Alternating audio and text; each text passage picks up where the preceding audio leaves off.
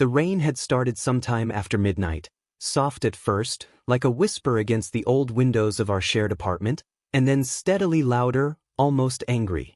I lay there in the dark, eyes wide open, listening to the drops slide down the glass like restless fingers. The ceiling fan above me creaked every few seconds, out of sync with the tick of the kitchen clock I could just barely hear from the hall. Something about nights like this always made me feel uneasy. Maybe it was the way the shadows moved in corners they usually stayed out of. Or maybe it was just the silence between the raindrops, the kind that made your thoughts grow teeth. I lived with Daniel. He'd been my roommate for about 7 months now, tall, athletic, unreasonably good-looking in a way that seemed more like a flaw in the universe's fairness than anything he could help. We met on a Facebook housing group when I was desperate for a new place after my ex threw my clothes into the hallway and changed the locks. Daniel had replied with a winking emoji and a photo of the spare room. We weren't close. Not really.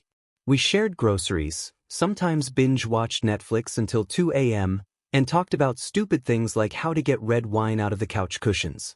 But we didn't talk about feelings. We didn't talk about desire.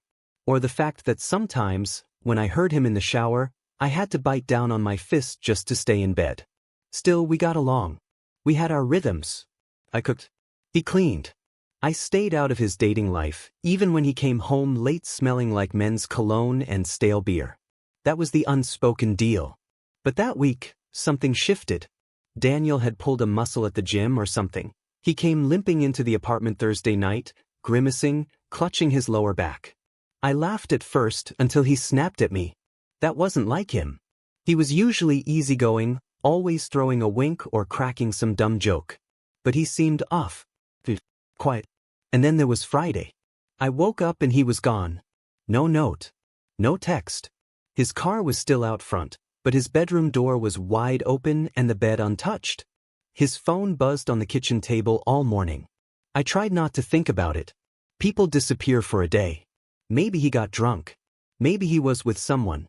Maybe he was punishing me for something I didn't know I did. Still, I found myself staring at his phone. It buzzed again. 3 texts. One from someone named M. You didn't tell him yet, did you? He's gonna find out eventually. Don't forget what you promised me. My stomach twisted. Tell me what? What promise? The door creaked open around noon. Daniel walked in, soaked from head to toe, his shirt clinging to his skin. His eyes met mine, red, tired, but unreadable. He didn't say a word. Just limped toward his room. No explanation. No apology. Later that night, after I pretended not to hear him cry through the wall, I knocked on his door. Hey, I said softly. Want me to, give you a massage? For your back, I mean. He opened the door slowly. Shirtless. Vulnerable. His eyes searching mine. And for some reason, I didn't look away. What was I really offering? And why didn't he say no? I wasn't thinking clearly. That much I can admit now. Maybe it was the weather, how the storm outside seemed to press in on the apartment walls like it wanted in. Or maybe it was the silence that settled between us the moment Daniel opened the door and let me in. Either way, I found myself standing in his room with a towel in one hand and a bottle of coconut oil in the other, wondering if I'd just made a terrible mistake. Daniel lay on the bed, face down, his muscular frame partially covered by a threadbare blanket. The soft glow from the hallway spilled across his back, illuminating the curve of his spine, the rise and fall of his breath. I had never seen him this still before. Or this quiet. Where does it hurt? I asked, barely above a whisper. He pointed to his lower back without looking up. I hesitated before pulling back the blanket just enough to expose his hips and lower back. My hands were shaking, so I rubbed the oil between my palms longer than necessary, trying to steady them. As soon as I touched him, he flinched. Too hard? I asked. No, it's fine. Just cold hands. But it wasn't the cold. I knew that. His muscles were already tense before I touched him. His skin buzzed under my fingers. Every time I moved my hands, his body responded, subtle shifts, shallow breaths, a tightening of the jaw. He wasn't relaxed. He was bracing for something. So was I. I tried to focus on the massage. I really did. I told myself this was just a friendly gesture. That he was in pain. That I was helping. That was the script I kept playing in my head like a broken record. But it didn't match what I was feeling. The way his skin felt under my hands. The way his breath hitched when I leaned a little closer. The way I found myself tracing the lines of old scars on his lower back with my thumbs, wondering what stories they told. And then he spoke. You ever wonder if you're living the life you're supposed to be living? I froze, my hands hovering just above his skin. What do you mean? I asked. He shifted slightly, turning his face to the side so I could see the edge of his expression. Eyes closed, lips parted. Like, you're playing a role, but the lines don't feel like yours anymore. His voice cracked a little. It wasn't the kind of thing he usually said. Daniel was all surface, teasing comments, workout selfies, late-night parties. He never let things get too deep. And yet here he was, unraveling in front of me. I think about it all the time, I said, surprising myself. We were quiet for a while. The rain softened.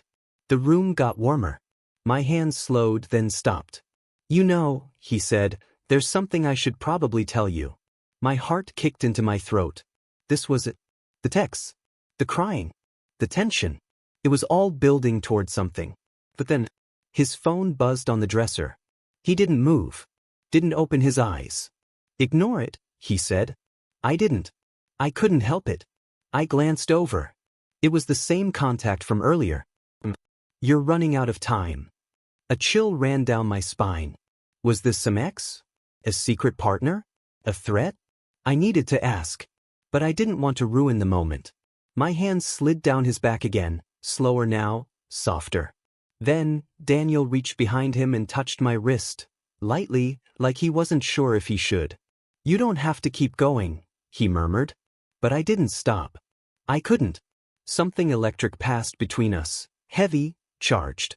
All the unspoken tension of the last 7 months was suddenly crawling to the surface, begging for air. His grip tightened, just slightly. Maybe I want to, I said. He turned to look at me fully for the first time that night. His eyes, stormy, distant, met mine. Something passed between us. Something I couldn't name. Something I wasn't sure I was ready for. Then, footsteps. I jerked back like I'd been caught. Did you hear that? I whispered. He sat up quickly, pulling the blanket over himself. We both stared at the doorway. There was no one there. Just the empty hallway, dimly lit by the flickering light above the kitchen. But I swear I heard it. A soft shuffle, like someone had stepped just out of sight. Probably the neighbors, Daniel said, his voice low, cautious. But he didn't look convinced. I got up, wiping my hands on the towel. We should talk, I said, suddenly desperate for clarity. About all this. He looked at me like he wanted to say something. But he didn't. He just nodded once and said, yeah, tomorrow. Only we never got to tomorrow. Because that night, Daniel disappeared again. This time, he didn't just vanish for a few hours. He didn't leave his phone behind or his wallet on the counter. He was just gone. His bed untouched. Closet half empty. No note. No text. I called. I messaged. I walked to the gym and checked the parking garage. I even called the hospital. Nothing. Days passed. The apartment felt colder without him in it, like he'd taken the heat with him. I kept going to work, coming home, checking the front door, expecting him to walk in with that lazy grin and a stupid excuse. But then one night I came home and found the door to his room locked. From the inside. My heart stopped. I knocked. No answer. I banged harder. Daniel? Are you in there? Nothing. I dug around for the spare key we kept in the junk drawer.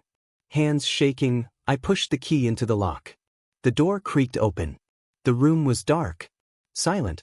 Smelled faintly of him. Clean laundry, cologne, something earthy I couldn't place. But he wasn't there. Only someone had been. The blanket on the bed was rumpled. The shower in the bathroom was damp. A pair of his shoes sat by the dresser. And on his desk, there was a torn piece of notebook paper. Just 5 words, scribbled in shaky handwriting. Don't trust what he says. My breath caught. Who was he? Was Daniel in danger? Or was I? I didn't sleep that night. Not even close. I lay in my bed with the door locked, Daniel's note tucked under my pillow like it might whisper some deeper meaning in the dark. Don't trust what he says. I turned the words over again and again in my mind. Was Daniel talking about someone specific? Had someone been in the apartment while I was gone? Or, worse, was he talking about me? By morning, I hadn't come up with any answers. Just a headache and a rising sense of dread that settled in my chest like wet cement. I went to work. Pretended everything was fine. Laughed at Karen's dumb jokes in the break room and nodded through meetings I didn't absorb. But inside, I was unraveling. When I got home, the hallway light was flickering again. I told Daniel we needed to fix it weeks ago. It made the shadows dance. Made everything feel haunted. Daniel's door was closed. I knocked once. No answer. Then I heard it, a sound, faint, but unmistakable. The soft scuff of something being dragged across the floor. Daniel? Nothing. I opened the door. And froze. He was sitting on the floor in the middle of the room, barefoot, in jeans and a wrinkled t-shirt, staring at the wall like it was whispering secrets. He didn't even look up when I stepped in. Daniel? I said again, quieter this time. His eyes slowly turned to me. Bloodshot. Hollow. Like he hadn't slept in days. You shouldn't be in here, he said, his voice low, flat. You left. For 3 days. I thought. I stopped. Where the hell have you been? He rubbed his hands down his face. I don't know. Honestly. I needed time. For what? To scare the shit out of me? He looked at me then, really looked at me. And there was something in his expression that cracked through my anger like lightning through glass. Regret. And something darker I couldn't name. I've been lying to you, he said. I sat down across from him, legs crossed, heart racing. Start telling the truth. He hesitated. And then, like a dam breaking, he spoke. I didn't move here for school, he said. That was bullshit. I'm not even enrolled. I came here to get away from someone. Someone who had control over me. Mentally. Physically. I felt the blood drain from my face. What do you mean control? He looked down at his hands. I was with this guy. We met at a party last year. It was casual at first. Then it got intense. He had this way of getting into my head. Making me feel like I owed him everything. He said if I ever left, he'd ruin me. Expose me. And I believed him. I said slowly. He's been texting you. Daniel nodded. He knows where I am. He's watching me. My stomach turned. What do you mean us? Daniel's voice cracked. The night you touched me, he saw. I don't know how, but he did. That's why I left. I had to. He sent me a video from outside the window. From this apartment. I blinked, stunned. You think he's been here? I know he has, Daniel whispered. He sent me something else. A photo of you. Sleeping. I felt like I'd been punched in the chest. Cold sweat gathered on my back. Why didn't you go to the police? He laughed. Because I let it happen. I let him in. I gave him my passwords. I gave him my address. I made it easy. I didn't know what to say. We sat in silence for a long moment. Just breathing. And then Daniel leaned forward, eyes searching mine.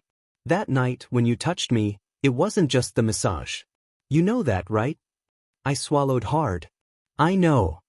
I wanted it, he said. I still do. But if we go there, he'll find out. He'll do something. I don't know what. But he's not bluffing. And then, without warning, he reached out and took my hand. His fingers trembled. You don't have to be scared of him, I said, though I wasn't sure I believed it. Daniel leaned in. Inches from my face now. His breath warm, ragged. His voice dropped to a whisper. I'm not scared of him. He kissed me. So, hesitant. Like he thought I might break. I didn't pull away. The world seemed to narrow to the space between our mouths, our hands. It wasn't perfect. It wasn't clean. But it was real. And then, a loud sound, sharp, from the hallway. We both jolted back. Daniel's eyes went wide. That was the front door, he whispered. I stood up fast. Stay here. I stepped out into the hallway. Empty. The door was ajar. Just barely. Not kicked in, opened. Like someone had walked in and closed it behind them, but didn't latch it. I turned back to Daniel. But he was gone. Daniel? I called out, stepping back into his room. No answer. The window was open now, curtain fluttering slightly in the breeze. He wasn't there. Not under the bed. Not in the closet. Not in the bathroom. It didn't make sense. He'd just been with me. Just kissed me. And now, gone. A thin trail of water led from the carpet by the door to the windowsill, faint footprints, still wet from the rain. He must have climbed out. I leaned out and looked down. We were on the second floor. Not impossible, but reckless. Dangerous. Like he was desperate. Back in the room, his phone sat on the bed. Screen unlocked. A text thread with M was still open. You always run back to him. He doesn't love you. But I do. You owe me. You're mine. My stomach twisted. The last message had come in just minutes ago. The timestamp matched the exact moment Daniel kissed me. And then a new one arrived, right in front of my eyes. Tell him the truth or I will. I backed away from the phone, almost dropped it. Tell me what? I sat down slowly, heart pounding, trying to piece it all together. My hands trembled as I rubbed my eyes, still damp from the rain, or maybe sweat. Or maybe something else. I heard something then. The sound of running water. Not the rain. It was coming from the bathroom. The guest one. The one Daniel never used. The door was cracked open. I approached slowly, one foot in front of the other. Every muscle in my body tensed. I pushed the door open fully. The shower was on. Steam fogged the mirror. The curtain was pulled closed, water splattering loudly against tile. I reached for the knob and turned it off. Silence. But the heat in the room lingered. Thick. Oppressive. I turned to the mirror, wiped away a strip of condensation. There was something written beneath the fog. In smeared, finger-dragged letters. I was here first. I stumbled back, hand clamped over my mouth. It wasn't Daniel's handwriting. A creak behind me. I spun around. Nothing there. But the hallway light flickered again. Twice, and then went out completely. I stepped into darkness. And then, a voice. Disembodied. I warned him not to touch you. My chest constricted. Who's there? I shouted. My voice cracked at the edges, raw from fear. But there was no answer. I reached for my phone, but it wasn't in my pocket. I'd left it in my room. Of course I had. The one time I needed it. That's when I heard it again. From down the hall. Daniel crying. The sound cut straight through me. I ran. I threw open the door to my room. And stopped. Daniel sat on the floor, knees pulled to his chest. Eyes wide and hollow. The light from my desk lamp cast long, unnatural shadows across his face. He looked broken. Like someone had reached inside him and snapped something vital. I didn't want you to find out this way, he whispered. Find out what? He swallowed hard, lip trembling. I let him in. Not just into the apartment. Into you. My stomach flipped. What are you talking about? He looked up at me, eyes glassy. There's a reason I kissed you, he said, voice barely a breath.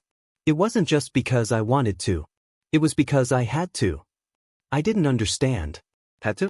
And then it clicked. Something between the lines. Something I hadn't dared to consider. Did he tell you to? I asked. Daniel didn't answer. His silence screamed. My breath hitched. What did he make you do? Daniel closed his eyes. He said if I could get close enough to you, if I could make you trust me, he'd let me go. I stumbled back, like his words had physically hit me. So this had all been a setup? The performance? Since the beginning? Or had it become real somewhere along the way? I couldn't tell. And worse, I wasn't sure he could either.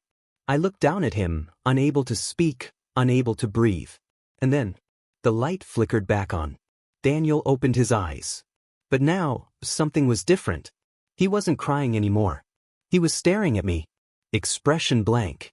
And then he whispered, almost too soft to hear. He's already in the apartment. I didn't sleep.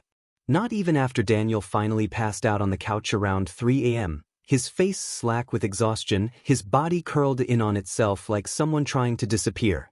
I sat on the floor, leaning against the wall, watching the front door, waiting for it to open. It didn't, but I swear I heard footsteps outside. Not once. 3 times. So deliberate, pausing just long enough to suggest awareness, like they wanted me to know they were there, without ever showing their face. Daniel hadn't spoken again after he said, "He's already in the apartment." It was like a switch flipped inside him. The fragile, frightened version of him had vanished, replaced by something quieter, harder. I wanted to shake him, scream, ask him if any of it had been real. But instead I stayed silent. By morning, we avoided each other completely. He showered. I made coffee. Neither of us acknowledged the tension thick in the air, like gunpowder waiting on a spark. When he finally spoke, it was like a blade. "I think I should leave." I didn't answer right away. He looked up from the table, eyes unreadable. "I don't think I can keep you safe." I stared at my coffee, the steam fogging my glasses. "That's not your choice to make," I muttered. "No," he said. "It's his." Something in me cracked. "Stop saying he. Say his name. Give me something real."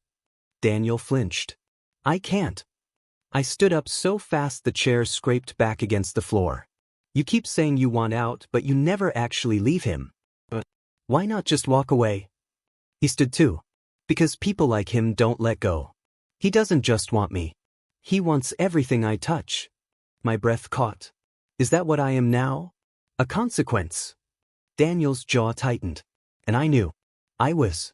He walked to the window, pulled the curtain aside just a sliver, stared into the street for a long moment. Then he turned back to me. "There's something I haven't told you." My pulse quickened. "What?" He walked to the hallway closet and reached up onto the top shelf, pulled down a small black box. Inside, a flash drive. "He made me record you," Daniel said quietly. "Your room. Your routine. Evenness. That night. I couldn't breathe. You filmed me?" "I didn't want to. I swear to God I didn't." His voice cracked. "But I did. And now he has it." I backed away. The apartment suddenly felt colder. Smaller. Every shadow a threat. "Get out," I said. Daniel's lips parted, like he was about to protest. "Get out, Daniel." He left without another word. I locked the door behind him and stood there, staring at it, wondering if I'd just made the biggest mistake of my life or narrowly avoided becoming someone else's possession. The silence was deafening. And then a sound. Not from the door. From my laptop. It had turned itself on. The screen flickered, then went black. And in the reflection, a figure, standing behind me, watching. I used to think I had a pretty boring life. Same 3 shirts on rotation. Same job at the bookstore downtown. Same silent walk home, earbuds in, the hum of city traffic fading into the background. I liked the quiet, honestly. After everything that happened the year before, after him, I'd learned to keep my world small. Predictable. Then Daniel moved in. He was supposed to be temporary. A mutual friend connected us, someone I hadn't seen in years, who claimed he just needed a few months of cheap rent and chill vibes. I didn't ask too many questions. He paid on time, kept to himself, and didn't blast music at 3 a.m. I figured that made him a unicorn in the roommate world. But there was always something off. He was too quiet. Not just respectful quiet. The kind of quiet that feels calculated. Like he was listening more than living. I'd catch him staring sometimes, at the walls, at his phone, at me. Not in a creepy way, not exactly. But there was something about the way he'd space out, eyes unfocused, like he was watching a movie only he could see.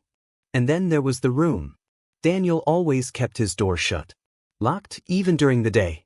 I only noticed because the keys on our hallway table had a small tag labeled, "D's room, do not copy." I never asked about it. But I never forgot it either. The apartment felt different after he arrived. Colder. Not temperature-wise, just emotionally. Like the walls were holding their breath. Like the air wasn't moving right. At first, I blamed myself. Maybe I was just being paranoid.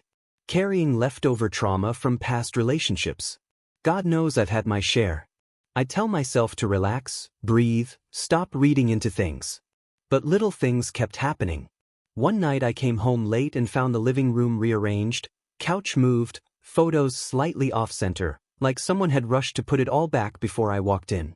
Another time, the bathroom mirror had steam on it, even though neither of us had showered that day. I told myself it was nothing. Old pipes. Drafty walls.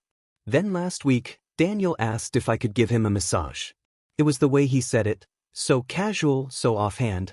Like we'd done it before. Like this was normal. My throat went dry. Said yes, but I don't know. Maybe it was curiosity. Or loneliness. Or maybe I just wanted to feel something. He took off his shirt right there in the living room. Pale skin, long scars down his shoulder blades that he never explained. I didn't ask. I didn't want to ruin the moment. I didn't want to know. I touched him. And that's where things started to blur. Something shifted between us. Quiet glances became lingering stares. Tension that used to dissolve now hovered in the air like static. Like the moments before lightning hits. But I couldn't tell if the danger was him. Or if it was me. Then, yesterday he was gone. No text. No note. Just gone. Room locked. Phone dead. And when I woke up this morning, there was something new on the hallway mirror. A single word. Written in steam. There was something about the way the light hit the living room floor that morning, golden, sleepy, like the apartment hadn't woken up yet. The old windows let in a soft draft, carrying with it the smell of rain-drenched concrete and cheap incense from the neighbor downstairs. It was Sunday. The kind of slow, gray morning made for hoodies and oversteeped tea. The kind of morning where nothing felt urgent. Daniel was sitting cross-legged on the couch, a half-eaten bowl of cereal in his lap, glasses fogged up from the steam rising off his tea. His hair was still wet from the shower. He always left it that way, dripping, curling slightly at the ends like he liked the way it made his neck look. I watched him from the kitchen for a moment longer than I meant to. I'd known Daniel for 3 months now. Roommate, friend I guess. Maybe something more, though neither of us ever said it out loud. We tiptoed around moments, never quite crossing the line but never stepping back either. He had a habit of brushing past me in the kitchen, just a little too close. I had a habit of watching him when he didn't know I was watching. He looked up, caught me staring. "You sleep okay?" he asked. Yeah, I lied. In truth, I hadn't. I'd had the dream again. The one where someone's knocking at my bedroom door, but when I open it, there's no one there. Just cold air and a single black feather on the floor. I never tell Daniel about my dreams. I don't think he'd believe me if I did. "Back still hurting?" he asked, nodding toward my lower back as I stretched and winced. I gave a weak smile. Yeah. Think I slept weird? He tilted his head. Want me to work it out? His voice was calm, casual. But something about the way he said it, the way his eyes didn't blink, made my stomach twist a little. I hesitated, then nodded. Sure. He set the bowl down and stood, motioning for me to lie down on the rug. My heart was already thudding too fast, and he hadn't even touched me yet. When his hands did finally meet my skin, it was like ice and fire at once. The pressure was firm, focused, practiced. Too practiced.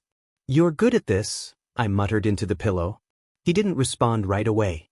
"My last partner used to get tension migraines," he said finally. "I learned for them." I almost asked who they were. But something about his tone made me stop. There was silence for a beat too long. Then he leaned closer, so close I could feel his breath against my ear. "They liked it when I used my mouth too." I froze. Was that the joke? A warning? An invitation? Before I could ask, before I could even think, a knock echoed from the hallway. 3 soft taps. Rhythmic. Deliberate. Daniel sat up instantly, eyes wide. The color drained from his face. "What was that?" I asked, my voice dry. He didn't answer. He just stood, slowly, staring down the hall toward the front door. Still shirtless, still barefoot. Like he'd seen a ghost. "No one should know we're home," he whispered. I looked at him. "What do you mean, no one?" His jaw tightened. He didn't move. And then the knock came again. Only this time, it wasn't from the door. It was from inside the apartment.